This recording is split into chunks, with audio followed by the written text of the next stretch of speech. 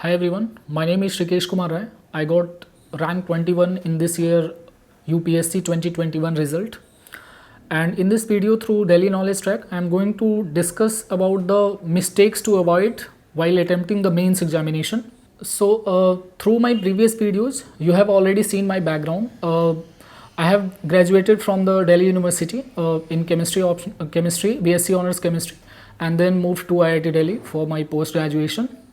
Before that, my schooling was totally in the Hindi medium and in UP board.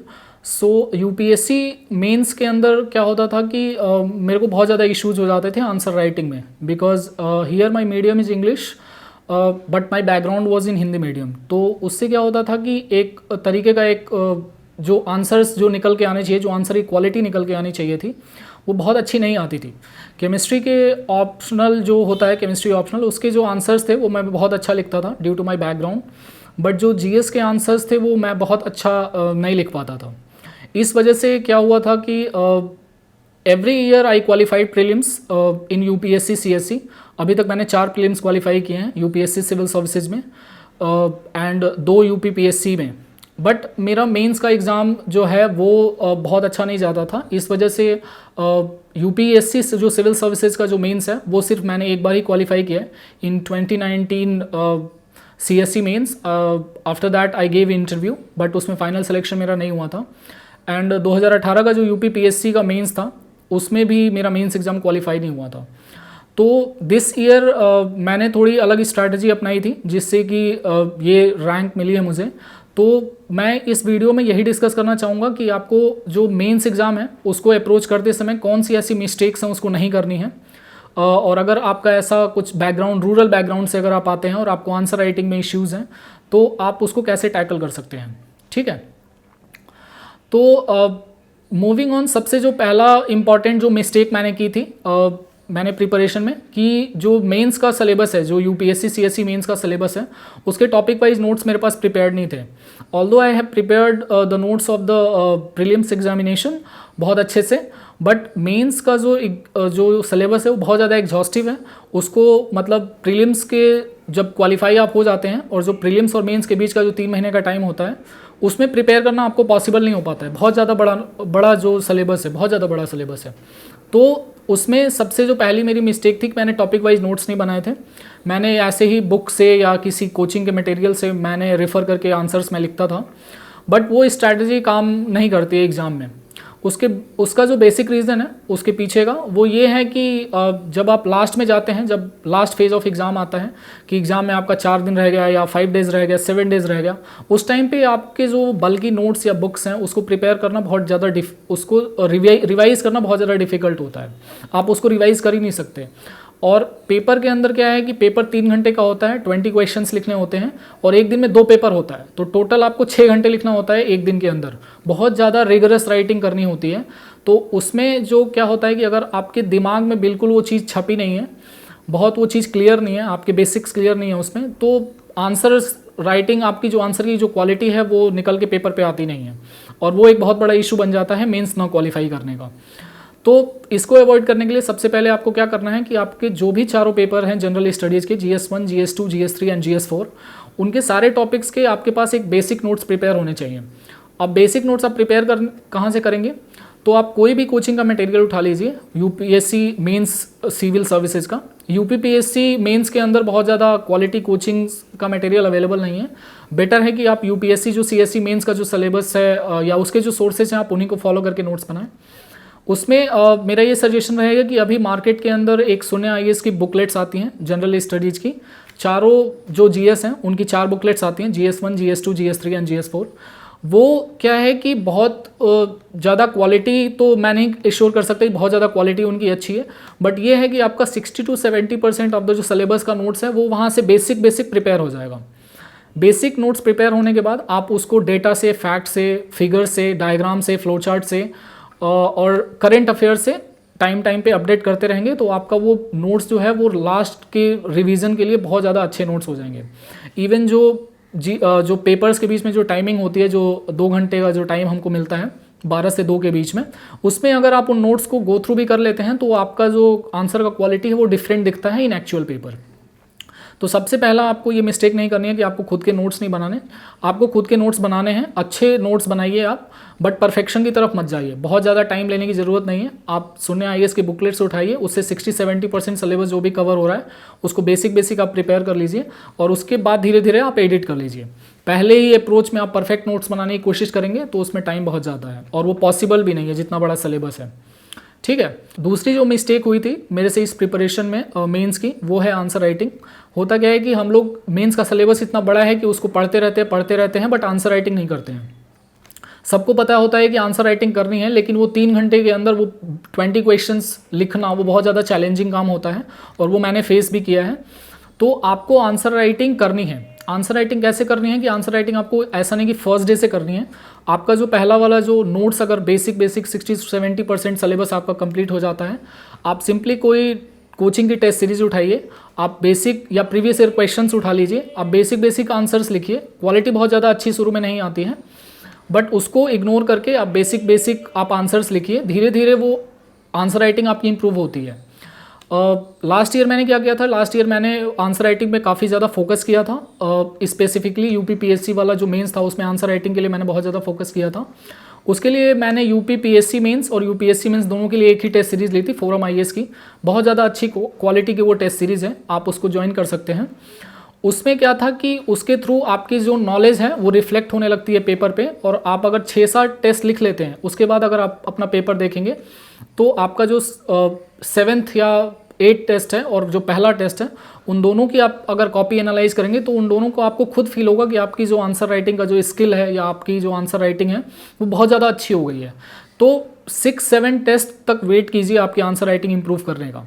होता क्या है कि answer writing बहुत सारे लोग स्टार्ट करते हैं, पहले दूसरे तीसरे चौथे टेस्ट तक मैक्सिमम अगर नंबर नहीं आते हैं तो छोड़ देते हैं। ऐसा मेरे साथ प्रीवियस अटेम्प्ट में भी हुआ है, मैंने भी छोड़ दिया था। बट उससे आपको कोई मतलब नहीं होना चाहिए क्योंकि उससे आपकी आंसर राइटिंग फिर इंप्रूव नहीं होती है। आप उसको फाइट करते रहिए। एक आता है टाइम जबकि आपका आंसर जो है वो झलकने लगता है पेपर पे, और वो जो क्वालिटी आ जाती है जो वो 7 टेस्ट के बाद आती है वही आपको पेपर के अंदर लिखनी है और तभी जाकर के मार्क्स आते हैं। अदरवाइज मार्क्स लाना मेंस एग्जाम में बहुत डिफिकल्ट है। तीसरी जो मेरी मिस्टेक रही है इस प्रिपरेशन में, जो कि एक मेजर मिस्टेक रही है, वो है कि ऑप्शनल मेरा केमिस्ट्री था और मेरा बैकग्राउंड भी केमिस्ट्री था। तो कहीं ना कहीं मेरे बैक ऑफ द माइंड ये था कि केमिस्ट्री तो मैं बहुत अच्छे से कर लूँगा मेंस एग्जाम के अंदर। इसकी वजह से क्या हुआ कि मैंने जो प्रीलिम्स के पहले का जो टाइम है उसमें मैंने केमिस्ट्री ऑप्शनल प्रिपेयर नहीं किया। जब प्रीलिम्स हो गया उसके बाद मैंने केमिस्ट्री ऑप्शनल प्रिपेयर करना स्टार्ट किया। बट एक एकेडमिक बैकग्राउंड होना और एक सिविल सर्विसेज के पेपर में आंसर लिखना, दोनों एक बहुत डिफरेंट चीज़ें हैं। सिविल सर्विसेज में वो आपसे एनालिटिकल स्किल्स मांगते हैं, आपसे वो कंस्ट्रक्टिव आंसर मांगते हैं। एकेडमिक्स में आप अगर थोड़ा बहुत इधर उधर भी लिखते हैं तो आपको मार्क्स मिल जाते हैं और वहाँ कंपटीशन नहीं है, वहाँ पे सिंपली आपको पास करना है। बट यहाँ पे आपको दूसरों से कम्पीट करना है, आपका जो आंसर है वो दूसरों के आंसर से अलग होना चाहिए। तो ये मेजर मिस्टेक रही है। तो आप मेक श्योर करें कि आप जो भी ऑप्शन ले रहे हैं, या ह्यूमैनिटीज़ के ऑप्शन लें, साइंस के ऑप्शन लें, आप उसको आपकी जो बेसिक स्टडी है, बेसिक नोट्स हैं, वो आपके प्रीलिम्स एग्जाम के 2-3 महीने पहले से कंप्लीट हो जाने चाहिए। अगर आपको आपके नोट्स प्रिपेयर नहीं है तो प्रीलिम्स के बाद ऑप्शनल के बैठ करके नोट्स बनाना it's not possible. Already there are other papers like general studies paper, Hindi paper, essay paper, बहुत ज़्यादा सिलेबस होता है। आप अगर पहले से प्रिपेयर्ड नहीं है ऑप्शनल के लिए तो बहुत ज़्यादा डिफिकल्ट है वो टाइम मैनेज करना उस पेपर, मतलब उस 3 महीने के टाइम पे। ठीक है, तो मेक श्योर कि आपका ऑप्शनल पहले 6 मंथ्स की प्रिपरेशन में कंप्लीट हो जाए। अगर 6 मंथ्स नहीं तो before prelims, 2-3 months before prelims आपका ऑप्शनल जो है वो कंप्लीट हो जाना चाहिए। ऑप्शनल कंप्लीट करने के बाद बस ये काम कर सकते हैं कि आप जो प्रीलिम्स और मेंस के बीच का टाइम है उसमें आपको सिलेबस पढ़ने की ज़रूरत नहीं है। आप डायरेक्टली टेस्ट सीरीज़ लगा सकते हैं, आप डायरेक्टली प्रीवियस ईयर क्वेश्चंस लिख सकते हैं। तो उससे आप एक मतलब कंपटीशन में आ जाते हैं मेंस क्लियर करने के लिए। ठीक है, तो ये तीसरी मिस्टेक है जिसको कि अवॉइड करना है। जो 4th मिस्टेक हुई थी स्पेशली मेरे UPPSC जो 2018 का जो अटैम्प्ट था उसके मेंस में, उसमें क्या था कि आप जब UPPSC मेंस का पेपर देते हैं, और स्पेशली ये पेपर जो होता है वो UPSC मेंस के बाद होता है, तो हम लोगों के दिमाग में एक UPSC मेंस का सिलेबस छपा हुआ है। UPSC मेंस के जितने भी इंडिया के डेटा हैं, चाहे वो डेमोग्राफी डेटा हो, सेंसस डेटा हो, या बेसिक जो इकोनॉमिक सर्वे का डेटा है, वो तो बहुत अच्छे से याद रहता है। लेकिन आप अगर UPPSC का पेपर दे रहे हैं तो UPPSC में along with the India data you have to also highlight the Uttar Pradesh data, क्योंकि वो स्टेट सिविल सर्विसेज का पेपर है, तो एग्जामिनर आपसे एक्सपेक्ट करता है ये कि आप उस डेटा को लिखेंगे। तो जब भी आप यूपीपीएससी मेंस की प्रिपरेशन करें, आप उसको यूपीपीएससी का जो मैप है, यूपीपीएससी की जो स्पेसिफिक डेटा है, उत्तर प्रदेश की जो स्पेसिफिक डेटा है, उत्तर प्रदेश का जो बेसिक मैप है, उत्तर प्रदेश का जो स्कीम्स हैं, उनको हाईलाइट करके लिखिए।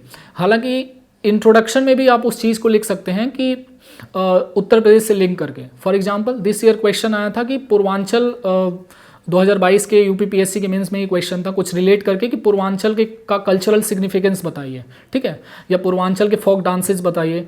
तो अगर आप पूर्वांचल के बारे में अगर आपको आइडिया नहीं है, तो अगर आप इधर उधर की बातें इंट्रोडक्शन में लिखते हैं या बॉडी के अंदर लिखते हैं, तो आपको बहुत ज़्यादा marks UPPSC civil services mains में नहीं मिलेंगे।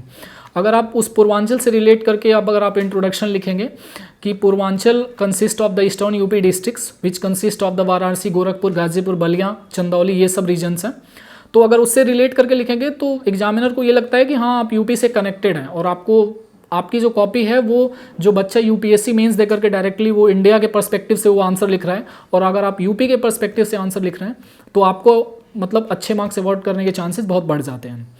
तो ये मिस्टेक नहीं करनी है। अगर यूपी पीएससी के मेंस का पेपर आपको देना है तो आपको यूपी स्पेसिफिक डेटा याद रखने चाहिए, यूपी स्पेसिफिक जो मैप है उसको याद रखने चाहिए, ठीक है। जो फिफ्थ मिस्टेक, वो भी एक मेजर मिस्टेक थी जिसकी वजह से मेरा मेंस रुकता था, उसकी मेजर मिस्टेक के पीछे का रीज़न था पेपर कंप्लीशन। होता क्या है कि 3 घंटे का पेपर होता है और 2 पेपर एक दिन के अंदर होते हैं, और बैक टू बैक पेपर्स होते हैं। जैसे यूपीपीएससी के अंदर 6 पेपर होते, टोटल 8 पेपर्स होते हैं, तो बैक टू बैक होते हैं। पहले दिन आपका हिंदी और एसए का पेपर होगा 3-3 घंटे का, दूसरे दिन जनरल स्टडीज़ 1, जनरल स्टडीज़ 2 का पेपर होगा 3-3 घंटे का, फिर ऐसे ही तीसरे दिन भी होता है। तो आपको कॉन्टीन्यूसली 3-4 डेज तक 6 आवर्स राइटिंग करनी होती है। तो उसमें क्या होता है कि जो माइंड और बॉडी है वो एग्जॉस्ट हो जाती है, तो उसके लिए क्या होता है कि आपका पेपर कंप्लीट नहीं होता है। और अगर आपके 20 क्वेश्चंस में से 2 क्वेश्चंस अगर हर पेपर में अगर रह जाते हैं तो आपका मेंस क्वालिफाई होना बहुत ज़्यादा डिफिकल्ट है। ऐसा मेरे साथ प्रीवियस अटेम्प्ट्स में हुआ है कि मैं मेंस लिखता था, बट वो एग्जॉशन के कारण होता क्या था कि जो लास्ट के पेपर्स हैं GS 3 और 4 के, उसमें जो है वो मेरा पेपर कंप्लीट नहीं होता था। I could only write the 17 और 18 questions and that too reflected in the mains marksheet, ठीक है। तो अगर आपके 2 से 3 क्वेश्चंस अगर छूट जाते हैं तो आपके मेंस में मार्क्स बहुत कम हो जाते हैं, और जो आपके पास जो रेंज है वो मेंस मार्क्स की बहुत कम होती है, तो इसलिए आपको एक एक नंबर के लिए फाइट करना होता है वहाँ पे।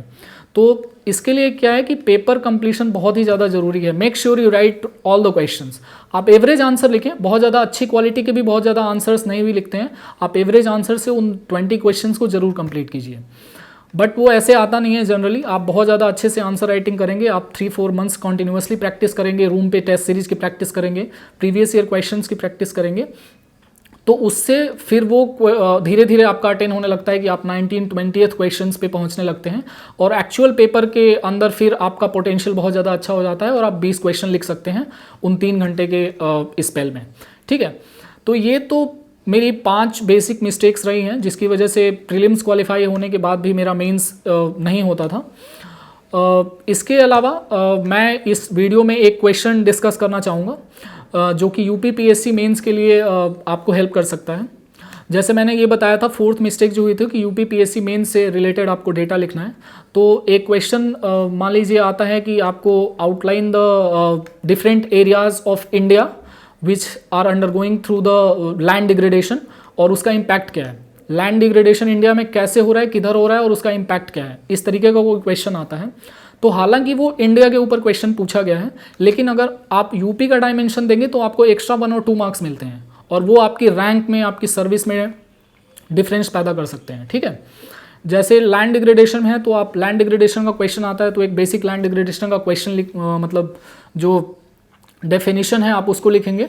फॉर एग्जांपल यूएनसीसीडी का डेफिनेशन आप उसको लिखेंगे, फिर उसको दिखाएंगे कि एक साइड इंडिया का मैप बना देंगे कि इंडिया के अंदर जो लैंड डिग्रेडेशन हो रहा है वो किन किन एरियाज में हो रहा है और क्यों हो रहा है, ठीक है। तो इंडिया के अंदर आपकी राजस्थान वाले एरिया में एक लैंड डिग्रेडेशन हो रहा है, वहाँ विदर्भा वाले रीजन में एक लैंड डिग्रेडेशन हो रहा है, नीचे जो है रायलसीमा रीजन में लैंड डिग्रेडेशन हो रहा है, एंड कोस्टल रीजन्स में भी लैंड डिग्रेडेशन होता है। तो बहुत स्पेसिफिक एरियाज हैं जिसमें लैंड डिग्रेडेशन की प्रॉब्लम बहुत ज़्यादा है, ठीक है।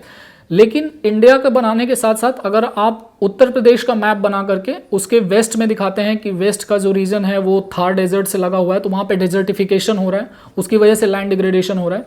जो उत्तर प्रदेश का जो साउथ वेस्ट वाला एरिया है, बुंदेलखंड वाला एरिया, वहाँ पे क्या बोलते हैं, बहुत ज़्यादा इरोजन होता है, सॉइल इरोजन होता है, तो वहाँ पे बहुत ज़्यादा चंबल रेवाइंस के बनने की वजह से लैंड डिग्रेडेशन हुआ है।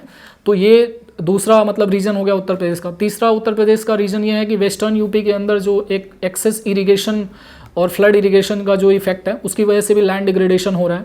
चौथा रीज़न जो है वो आता है कि नॉर्थ में जो तराई का रीजन है उसमें बहुत ज़्यादा वाटर लॉगिंग होती है, तो उसकी वजह से वहाँ पे लैंड डिग्रेडेशन होता है। तो along with India, if you write the UP specific answers, UP specific regions, अगर उन्होंने नहीं भी पूछा है तो आपको जो एवरेज कैंडिडेट है जिसने सिर्फ इंडिया के बारे में लिखा है और आपका जो आंसर है जिसमें कि यूपी का जो एस्पेक्ट है वो इंक्लूडेड है along with the India aspect, तो उसमें आपको मार्क्स अवॉर्ड करने की प्रोबेबिलिटी बहुत बढ़ जाती है और आपके 1 या 2 नंबर एक्स्ट्रा आ जाते हैं। और अगर 1-1 नंबर या आधा नंबर भी आप एक्स्ट्रा ले आते हैं तो सोचिए 20 जो क्वेश्चंस हैं उसमें आपके आधे नंबर अगर हर क्वेश्चन में बढ़ते हैं तो 10 नंबर एक्स्ट्रा आते हैं एक पेपर के अंदर। अब 4 जीएस के पेपर होते हैं तो दैट कम्स टू 40 मार्क्स, और 40 मार्क्स आपका मेक और ब्रेक हो सकता है आपकी सर्विस के लिए, आपके सिलेक्शन के लिए और आपके फ्यूचर जो प्रॉस्पेक्ट्स हैं आपकी लाइफ के उसके लिए। ठीक है, तो ये बेसिक आंसर राइटिंग का मेरा एक अप्रोच रहा है इस अटेम्प्ट में, और मैंने ये भी डिस्कस किया है कि मेरे जो मिस्टेक्स जो थी वो कैसे अवॉइड कर सकते हैं। ठीक है, तो I sincerely thank you all for watching my video, and I sincerely thank Delhi Knowledge Track also for presenting this opportunity to talk to students directly. Thank you very much.